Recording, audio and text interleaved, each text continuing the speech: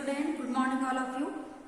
आज हम आपका एक नया चैप्टर शुरू करने जा रहे हैं। गजल 7 नंबर का जो चैप्टर है आपका कविता के अंतर्गत यानी कि पद्य के अंतर्गत, जिसके कवि हैं दुष्यंत कुमार, जो कि गजल लिखते हैं। तो आज हम उनके पद्यांश के अर्थ समझेंगे। तो पद्यांश के अर्थ समझने से पहले हम एक बार फिर से आपको रिपीट करके बता दे रहे हैं कि हमारा क्या क्या सिलेबस में हो चुका है। जैसे हमने गद्य में पढ़े, सबसे पहले नमक का दरोगा प्रेमचंद जी की कहानी, है ना। सेकंड चैप्टर पढ़े थे हमने कृष्णा सोबती द्वारा लिखा गया मियां नसरुद्दीन, ये शब्द चित्र था। थर्ड हमने पढ़े थे सत्यजीत राय अपू के 2.5 साल, ये संस्मरण। फोर्थ में बाल मुकुंद गुप्त विदाई संभाषण व्यंग। उसके बाद फिफ्थ में शेखर जोशी का गलता लोहा कहानी।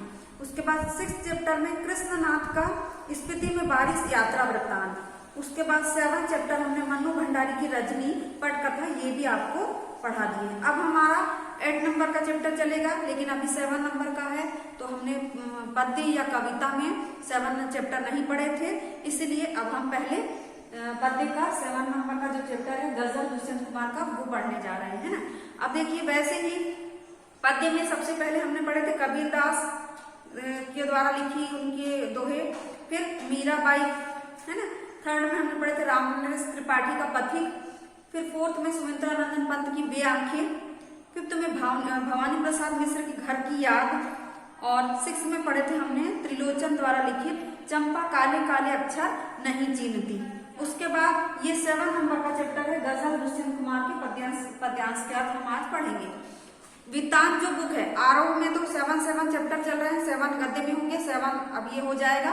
और जो वृत्तांत बुक है उसमें 5 चैप्टर थे आपके, जिसमें से 3 चैप्टर हाफ अर्ली में हो चुके थे, और 4th चैप्टर हमने पढ़ाए हैं भारतीय कलाएं, जो आपको कल वीडियो हम डाल चुके हैं। और उसके बाद उसमें लास्ट यानी 5th चैप्टर था प्रमुख लेखकों का जीवन परिचय। तो वो दोनों जो चैप्टर है 4th और 5th नंबर का जो चैप्टर है, दोनों में क्वेश्चन आंसर नहीं करना है, हम उसकी फोटो आपको सेंड कर देंगे। अगर किसी के पास बुक नहीं होगी तो अभी भी ले लीजिए, और उसमें जो अंडरलाइन करे हैं उन सबको आप लोग अंडरलाइन कर लेंगे, और उन्हीं में से क्वेश्चन पढ़ते जाएंगे। पहले एक बार पूरा पढ़ लेना है आपको घर में भी, और उसके बाद जो जिसमें से क्वेश्चन बनते हैं उसको हमने अंडरलाइन कर दिए हैं, तो आप जो है उन अंडरलाइन वाले क्वेश्चन को पुनः जो है पढ़ लेंगे, ताकि वो क्वेश्चन जो है एग्जाम के हिसाब से आपकी तैयार हो जाएंगे। अब हम आपका ये 7 नंबर का चैप्टर है वो आपको पढ़ाने जा रहे हैं ना, दुष्यंत कुमार की गजल। इसका जीवन परिचय जो है हम ऑफलाइन क्लास में पढ़ा चुके थे, तो हम सीधे अब आपको क्या बताएंगे, इसका अर्थ बताएंगे, है ना। तो देखिए अर्थ इसका, गजल सबसे पहले है, यहाँ पर हम इसका एक जीवन परिचय आप पढ़ सकते हैं। केंद्रीय भाव, यहाँ पूरी गजल एक ऐसी विधा है जिसमें सभी शेर अपने आप में मुवक्किल और स्वतंत्र होते हैं, उन्हें किसी क्रम व्यवस्था के तहत पढ़े जाने की दरकार नहीं रहती। ये पेज नंबर है 165, मतलब 165 में, है ना। उसमें ये बताया कि गजल क्या होती है, उन्हें किसी क्रम व्यवस्था के तहत पढ़े जाने की दरकार नहीं होती कि क्रम से उनको पढ़ा जाए। इसके बावजूद 2 चीजें ऐसी है जो इन शेरों को आपस में गूंथकर एक रचना की शक्ल देती है।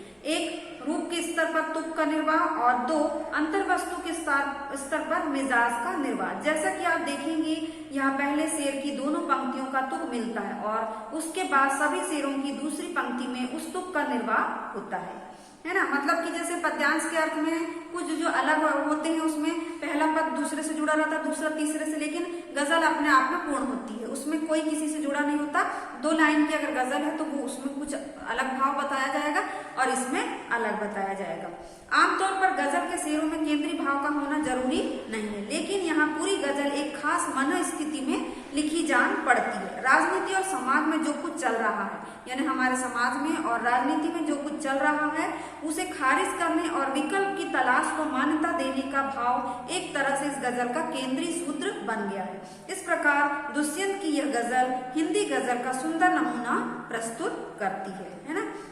तो अब देखिए गजल में कहाँ, फर्स्ट पंक्तियां देखिए, कहाँ तो तय था चिरागा हर एक घर के लिए, यानी कि हर एक घर में प्रकाश होगा, ये तय था। कहाँ चिराग मैसर नहीं शहर के लिए, बल्कि हर एक घर में प्रकाशवान होगा, सुविधाएं होगी, ऐसा राजनेताओं ने कहा था। लेकिन अब वहां पर कोई भी शहर तक में सुविधा उपलब्ध नहीं है। समझ में आ गया आप लोगों को? अब हम सेकंड बता रहे हैं, क्योंकि यहाँ पहले ही बता चुका है कि इस गजल में, इन गजल के माध्यम से हमारी जो भारतीय मतलब हमारे जो समाज की व्यवस्था है और राजनीतिक व्यवस्था है उसके बारे में बताया कि राजनीतिक व्यवस्था क्या कहती है, कि उन्होंने क्या कहा था चुनाव के समय कि हम एक एक घर में एक एक घर को प्रकाश से भर देंगे, अर्थात कि सभी सुविधाएं देंगे। लेकिन यहाँ तो शहर में ही सुविधा नहीं है, तो घर की बात तो छोड़ दो। अब आगे देखिए, यहाँ दरख्तों के साए में धूप लगती है, चलो यहाँ से चले और उम्र भर के लिए। दरख्तों यानी पेड़ के साए में क्या लगती, धूप लगती है, उल्टा ही हो रहा है। जबकि पेड़ की छाया में हमको धूप नहीं लगती है ना, तो कहते हैं कि यहाँ पर तो क्या हो रहा है, उल्टा हो रहा है। यहाँ दरख्तों के साए में धूप लगती है, चलो यहाँ से चले और उम्र भर के लिए, मतलब अब यहाँ ठहरना मुश्किल है। आगे देखिए, समझ में आ गया होगा आप लोगों को। ना हो कमीज तो पाँव से पेट ढक लेंगे, यानी कि वस्त्र ना हो तो पाँव को ऐसे मतलब जोड़कर हम क्या कर लेंगे, बोलते हैं पेट को ढक लेंगे। ये लोग कितने मुनासिब हैं इस सफर के लिए, मतलब जो लोग जो हैं अपनी व्यवस्था को सुधारने के लिए अपने आप कोशिश कर रहे हैं। खुदा नहीं ना सही आदमी का ख्वाब सही, कोई हसीन नजारा तो है नजर के लिए। ईश्वर यहाँ पर हमको दिखाई नहीं दे रहा है, कहते हैं ना सही कोई बात नहीं, आदमी का ख्वाब सही, मतलब आदमी के मनुष्य के स्वप्न ही सही, स्वप्न में ही हम ऐसी व्यवस्था कर लेते हैं। कोई हसीन नजारा तो है नजर के लिए, अर्थात हम अपने से अपनी व्यवस्था बना लेते हैं, यही हमारे लिए मुनासिब है। अगला देखिए, वे मुतमईन हैं कि पत्थर पिघल नहीं सकता, यानी इत्मीनान से है कि पत्थर यानी कि कठोर चीज क्या होगी, पिघल नहीं सकती।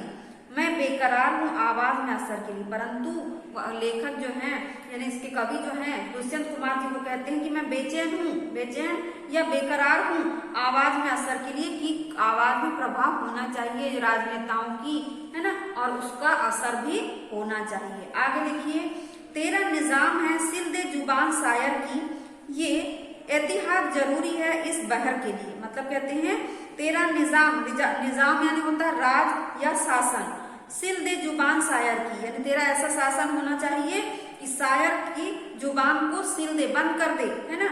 ये एतिहाद जरूरी है इस बहर के लिए, एतिहाद यानी ये सावधानी बहुत जरूरी है इस बहर यानी छंद के लिए, जो छंद बताया गया है, जो कविताएं बताई गई है उसके लिए।